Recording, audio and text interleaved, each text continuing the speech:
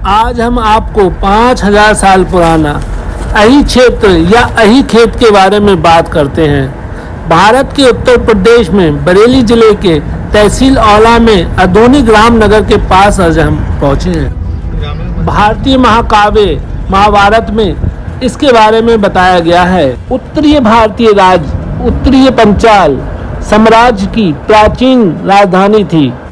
इस बोर्ड पे काफी कुछ लिखा हुआ है, आप पढ़ेंगे वहां पे जाके।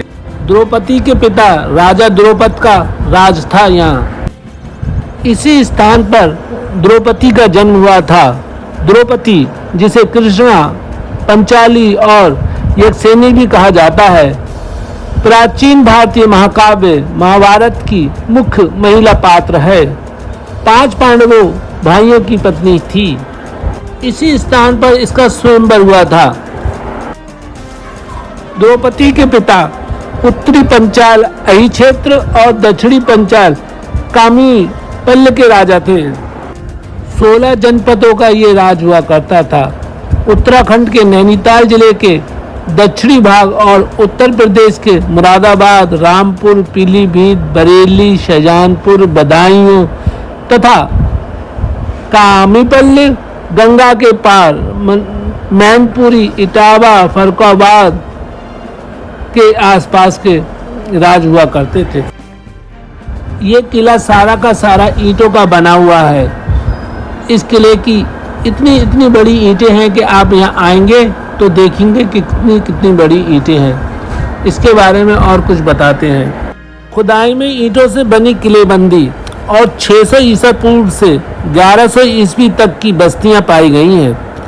यहाँ पे मिट्टी के बर्तन और सिक्के, मूर्तियाँ खुदाई में पाई गई थी।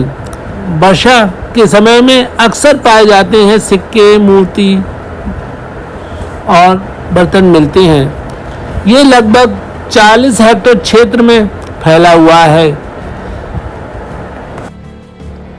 इसकी सारी की सारी सीढ़ियाँ ईंटों की हैं। ये जो पत्थर देख रहे हैं आप, ये इसके शिवलिंग के ऊपर का हिस्सा है जो कि कभी इस पे बिजली गिरने से टूट के नीचे गिरा था। ये सीढ़ी चढ़ने की रास्ता है। इसमें 2 तरफ सीढ़ियाँ हैं, एक तरफ ये, एक पीछे की ओर।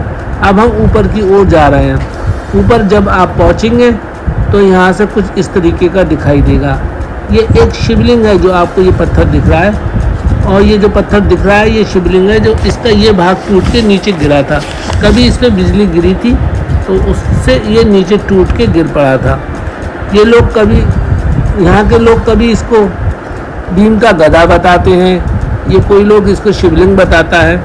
ये ठीक तरीके से मालूम नहीं ये है क्या। ये सारा का सारा एरिया इसी किले का है। चीनी यात्री हैंगसांग भी यहाँ आए थे। 7वीं या 6वीं शताब्दी में महाराजा हर्ष के समय में ये अही क्षेत्र कन्नौज साम्राज्य का अंग था।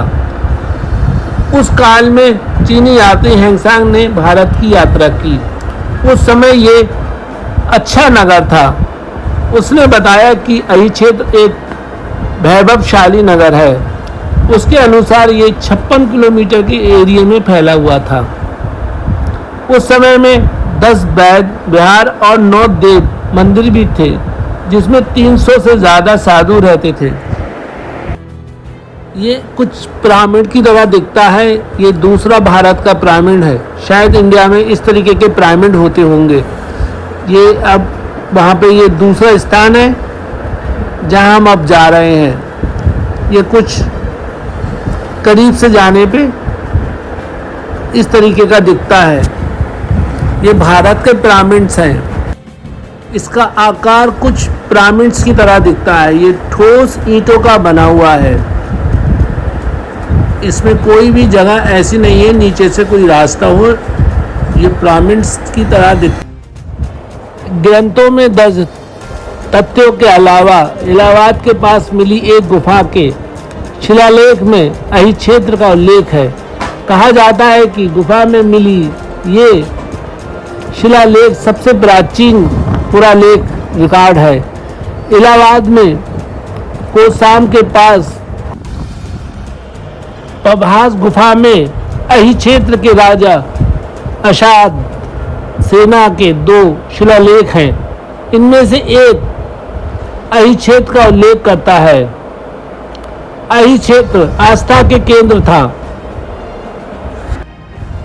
प्राचीन भारत के नक्शे पर पंचाल साम्राज्य, आज का बरेली क्षेत्र, पंचाल साम्राज्य का हिस्सा हुआ करता था, जो ईसा पूर्व 6वीं शताब्दी के दौरान 16 जनपदों का एक था। ग्रंथों के अनुसार पंचाल साम्राज्य प्रमुख रूप से 2 हिस्सों में बटा हुआ था, उत्तर पंचाल और दक्षिण पंचाल कहा जाता था। पंचाल के राजा द्रौपद और द्रोण के बीच संधि के बाद साम्राज्य का विभाजन हुआ।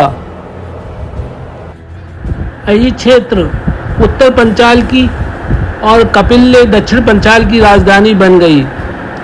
कपिल्ले जो कि उत्तर प्रदेश के फर्रुखाबाद जिले में है।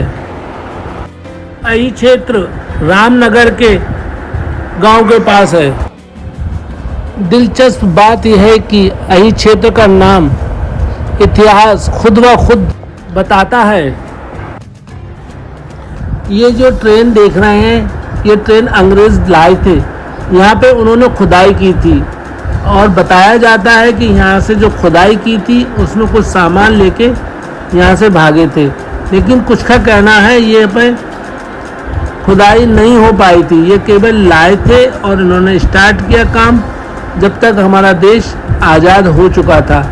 ये पटरियाँ और डिब्बे उसी समय के यहाँ पे पड़े हुए हैं और ये इस्तेमाल भी नहीं हुए। कुछ लोग कुछ कहते हैं, कुछ लोग कुछ कहते हैं, लेकिन कहा जाता है कि ये पटरी और डिब्बे इस्तेमाल नहीं हुए थे और यह यहाँ की यहाँ ही पड़े हैं। ये अंग्रेज़ों के समय के हैं जो कि आज वहीं पे हैं। आप वहाँ जाके देखेंगे तो ये ढेर सारी पटरियाँ और डिब्बे यहाँ पे मौजूद मिलेंगे। ये पटरियाँ हैं सारी लोहे की, ये सारी की सारी पटरियाँ हैं। ये देखिए पटरियाँ हैं। ये पटरियाँ जब आप यहाँ आएंगे तो ये सारा का सारा यहाँ देखेंगे। यहाँ कुछ इस तरीके का दिखाई देता है, ये सब सारा का सारा पड़ा हुआ।